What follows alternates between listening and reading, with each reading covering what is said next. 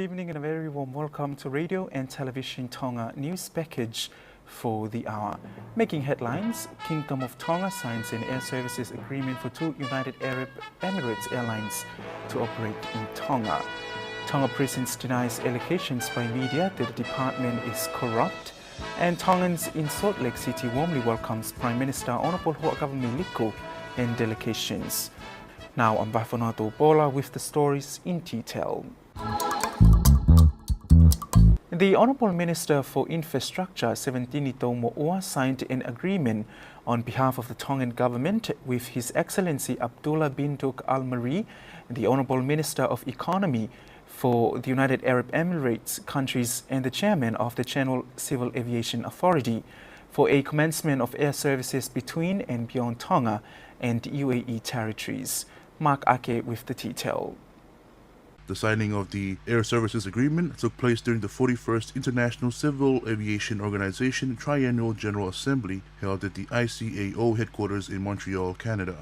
The UAE celebrates 50 years of membership with ICAO, while Tonga has been a member of ICAO since 1984.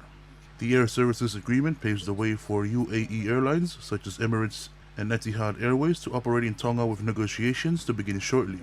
In October 2020, the UAE signed an agreement on air transport services with the Kingdom of Tonga at the General Civil Aviation Authority headquarters in Dubai, with the objective of strengthening bilateral air relations between the two nations. The agreement was signed on behalf of the UAE by Saif Mohammed Al Suwaidi, Director General of the UAE GCAA and the Ambassador of the Kingdom of Tonga to the UAE, His Excellency Honorable Akawola. The Tonga Prisons Department had denied allegations by media that the department is corrupt. This comes after certain Tongan media outlets in the country and abroad claiming that the Commissioner of Prisons and the department are corrupt following the annual leave of absence being granted to jailed former parliamentarian and cabinet minister Eduate Sungalu on the 6th of June to the 11th this year. Tonga Prison says the published information is out of context without due diligence to promote their own political agenda, as Eduate Lavulavu's leave of absence from June 6 to June 11 was granted through policy procedures. Tonga Prisons added that Eduate Lavulavu was not granted an absence leave to attend a meeting at the Ports Authority office as claimed by the media. Tonga Prison says that meeting was unknown prior, as there were no board meeting as previously assumed. Meanwhile, Tonga Prison said the role of their ministry is independent and free of any political influence in the country. The National Emergency Management Office, or NEMO, began their outreach program to schools and villages in Vava'u with hopes of promoting the importance of natural disaster preparedness. This is part of their office effort in marking International Day for Disaster Reduction on the 13th of October. Alice Dubo with more on that story. This is part of the office's efforts in making International Day for Disaster Reduction on the 13th of October. The director of NEMO, Mafuamaga, says that they are conducting an outreach program for schools as students need to understand the importance of being prepared when natural disasters occur and how they can assist their parents during this time. It is understood that Tonga is approaching the 2022-2023 cyclone season, which will start on the 1st of November and run until April next year. This program has reached the islands of Hawaii, Ewa, and here in Tongatapu, with plans to reach the two Niuas. Reporting for Radio and Television Tonga News, I'm Alice Dubo. The Ministry of Agriculture, Food and Forestry will commemorate World Food Day next week on the 14th of October. The Deputy CEO of Food Division, Isleli Ahulele, says that the department is organizing programs to mark this special day, which will start with a prayer service followed by competitions and other programs. Alice Tupo again with the detail. The Deputy CEO of Food Division, Isleli Ahulele, says that the department is organizing programs to mark this special day, which will start with a prayer service followed by competitions and other programs. The ministry is organizing these programs to mark the World Food Day to promote the importance of eating healthy food, learning how to preserve food, and ensure that it is clean and hygienic for daily consumption. Locally produced flour made out of root crops such as kape, taro, breadfruit will be part of the program organized for next week. Meanwhile, Food Division and other related stakeholders continue to work collaboratively in inspecting goods to ensure it is safe for consumers and isn't expired, as explained by the Deputy CEO of the Food Division, Islady Ahorlede.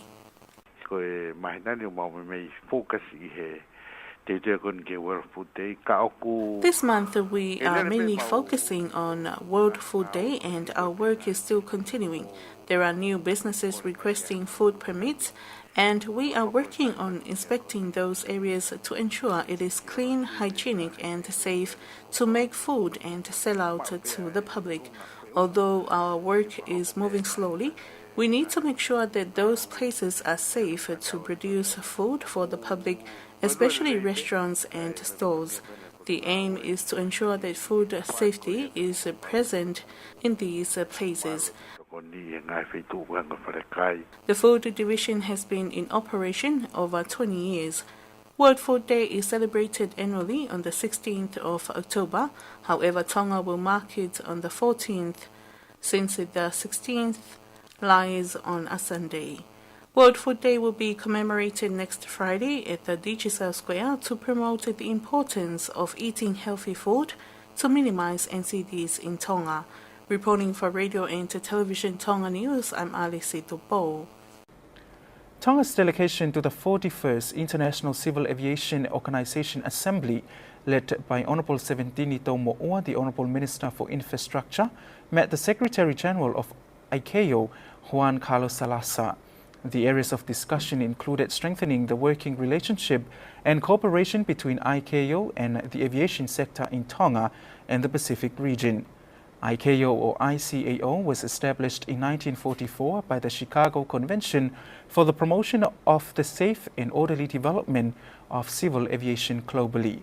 The organization creates standards and regulations for aviation safety, efficiency, security, and aviation environmental protection in the world. Tonga is one of the 193 state parties to the ICAO Convention, and Tonga's Pacific neighboring countries, namely Papua New Guinea, Fiji, Vanuatu, Solomon Islands, Samoa, and Kiribati, also attended the 41st International Civil Aviation Organization Assembly. The assembly held from the 27th of September and will conclude tomorrow, the 7th of October. And Tongans in Salt Lake City warmly welcomed Tonga's Prime Minister Honourable Huakava Meiliku and his delegation earlier this week. They participated in large gatherings where Tongans were present, including a prayer service in Utah. Mark Ake with the detail. The Prime Minister met with church leaders of the Church of Jesus Christ of Latter-day Saints in the first session of the General Conference in Salt Lake City. They also held a meeting with CEOs of large companies in America to seek opportunities for Tonga. According to information from the Ministry of Foreign Affairs, the Prime Minister had an opportunity to visit BYU Campus Sports Complex, where they had dinner with Tongan sports celebrities, including world champion golfer Tony Finau. This is part of the Prime Minister's visit after attending the U.S. Pacific Island Country Summit that was led by the country's President, Joe Biden. The summit ensured that the U.S. has promised to build partnerships with Pacific countries. The U.S. Pacific Island Country Summit was held in Washington, D.C., where concerns about China's activities in the Pacific were raised, amongst others. Sport is up next with Mark Ake, proudly sponsored by Pacific Timber and Hardware.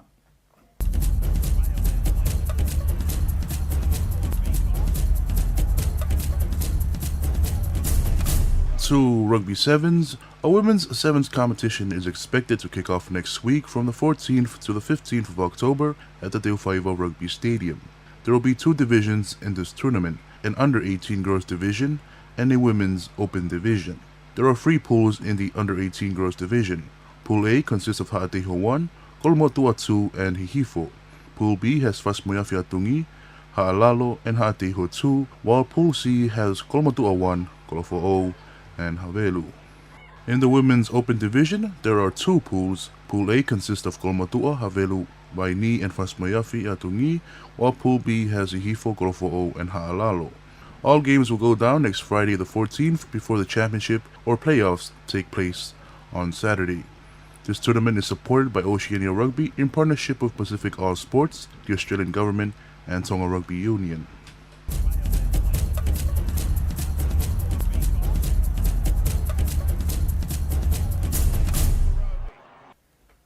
That wraps up this evening's news package, but before we part, here's one final look at today's top stories.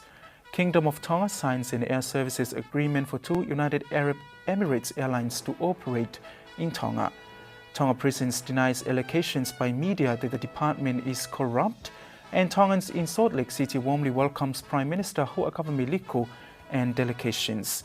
And that's it for tonight. Thank you for your company. I'm Vahafunoto Pola. Good evening.